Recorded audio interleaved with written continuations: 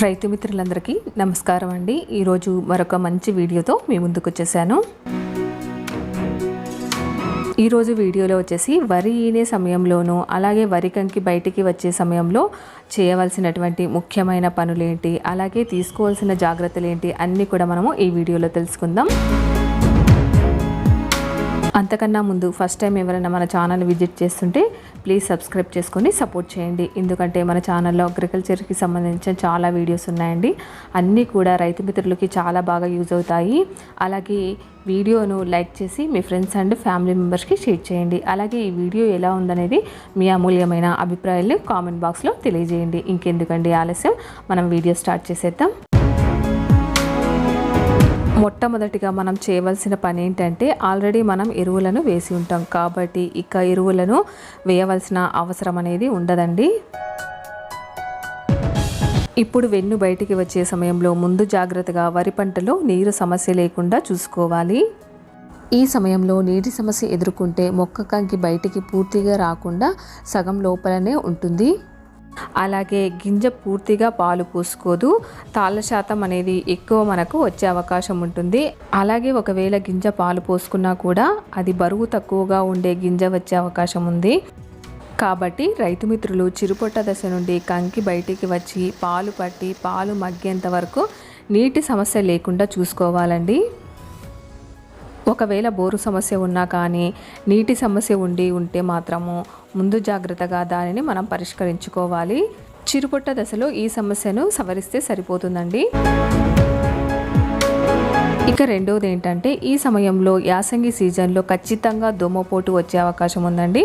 కాబట్టి రైతు మిత్రులు దోమపోటు నివారణ కోసం చిరుపొట్ట దశ నుండి బిర్రపొట్టు దశ మధ్యలోనే ఒకసారి దోమపోటు నివారణ కోసం మందులు అనేది స్ప్రే చేసుకోవాలండి. చాలామంది రైతు మిత్రులు ఈ సమయంలో రాలేదని ముందు జాగ్రత్తగా స్ప్రే చేయకుండా ఉంటారండి.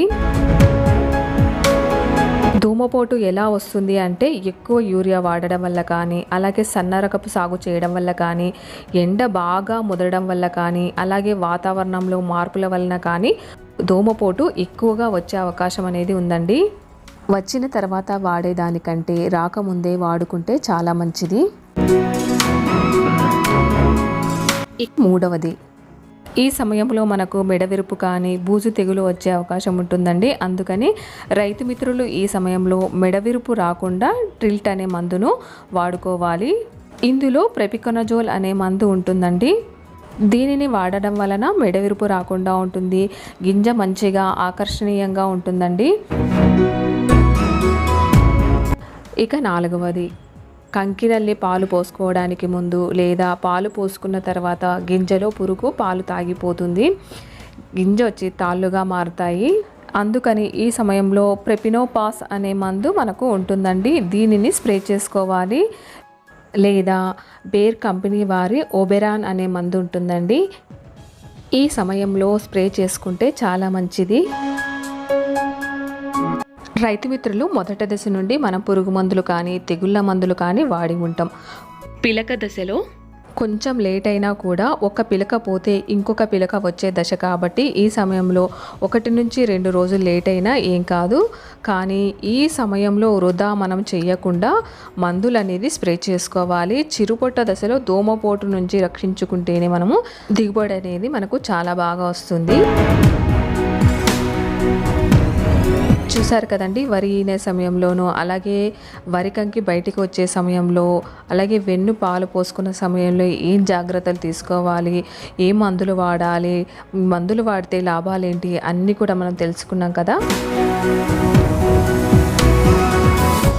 రైతు మిత్రులు సరైన సమయంలో సరైన మందులు ఎంచుకొని వాటికి తగిన జాగ్రత్తగా మందులు స్ప్రే చేసుకుంటే మనము అధిక దిగుబడులు సాధించవచ్చునండి.